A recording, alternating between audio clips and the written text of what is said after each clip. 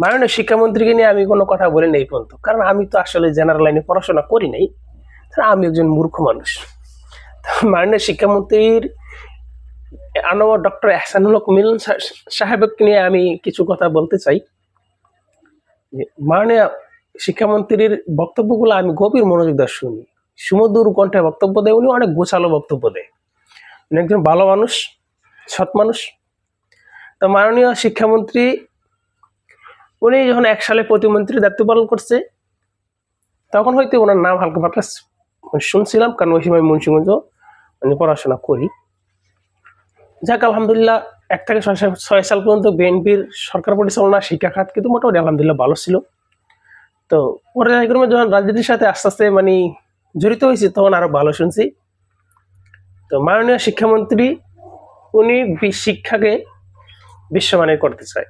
মাননীয় শিক্ষামন্ত্রী উনি ঢাকা বিশ্ববিদ্যালয়ের ছাত্র, পরে আমেরিকায় হয়তো কোনো একটা কলেজে পড়াশোনা করছে, তারপরে উনি পিএইচডি করছে মালয়েশিয়াতে।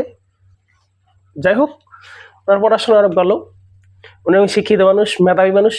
তা আমি আশা করি ওনার মেধাটা কাজে খাটাবে উনি। তবে আমি ওনার কাছে একটা প্রশ্ন রেখে যাই, জনাব আপনি যে বলতেছেন বাংলাদেশের শিক্ষাকে বিশ্বমানের শিক্ষা ব্যবস্থা হিসেবে গড়ে তুলবেন, আচ্ছা তাহলে এমন একটা আইন করেন যে বাংলাদেশের কোনো এমপি, মন্ত্রী, কোনো রাজনীতিবিদের ছেলেমেয়েরা বিদেশে পড়াশোনা করতে পারবো না। ভাই আপনাদের ছেলেমেয়েদের পড়াশোনা করবেন বিদেশে, হ্যাঁ, আর আপনি এদিকে বলবেন যে বাংলাদেশের শিক্ষা ব্যবস্থা বিশ্বমানের শিক্ষা ব্যবস্থা হিসেবে গড়ে তুলবেন। এটাকে হাস্যকর মনে হয় না? এই হাস্যকর কথাকে মানুষের হাসায় কিনলাম। আপনি শিক্ষামন্ত্রী, বর্তমান সংসদে আপনাদের মন্ত্রী, এমপি যারা আছে, আপনাদের ছেলে, আপনাদের মেয়ে, আপনাদের নাতি নাতকুর কয়জন বাংলাদেশে পড়াশোনা করে এটা দেখাইতে পারবেন? তো বাংলাদেশের পড়াশোনাই খারাপ। আচ্ছা, বাংলাদেশের পড়াশোনা খারাপ হইতো, তাহলে আপনি এই শিক্ষামন্ত্রী ঢাকা বিশ্ববিদ্যালয়ে পড়াশোনা করার পরে আপনি মেধাবী কেন হইলেন? মির্জা আলমগীর ঢাকা বিশ্ববিদ্যালয়ে পড়াশোনা করছে, মির্জা আলমগীর তো ঢাকা বিশ্ববিদ্যালয়ে ওনার পড়াশোনা শেষ, ঢাকা বিশ্ববিদ্যালয়ে ওনার শুরু, তো উনি এত মেধাবী কেন হইল? বাংলাদেশের শিক্ষা ব্যবস্থা খারাপ না, খারাপ ভাই আপনারা মন্ত্রীরা। তারপরে এই যে সালাউদ্দিন আহমেদ, মাশাআল্লাহ খুব ভালো মেধাবী, সালাউদ্দিন আহমেদ ঢাকা বিশ্ববিদ্যালয়ের ছাত্র।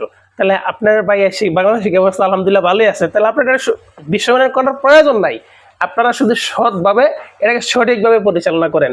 আপনারা নেতারা উচ্চবিলাসী জীবনযাপনের যে একটা আকাঙ্ক্ষা, এটা বাদ দেন, আপনারা একটা সৎ পথে চলেন। আপনারা একটা শপথ গ্রহণ করেন যে আমরা এমপি, মন্ত্রীরা, রাজনৈতিক নেতারা আমাদের ছেলে মেয়েকে অন্তত মাস্টার্স ডিগ্রিটা, অনার্স, গ্র্যাজুয়েট এগুলি আমরা বাংলাদেশে করাবো।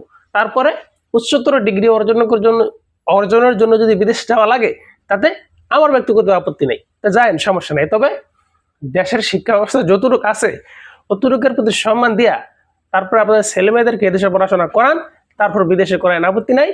আগে নিজের ঘর ঠিক করেন, তারপরে স্কুলে যায় শিক্ষকদের তালিম দিয়েন, কোনো সমস্যা নাই। মাননীয় শিক্ষামন্ত্রী, আপনার জন্য শুভকামনা। আল্লাহ হাফেজ।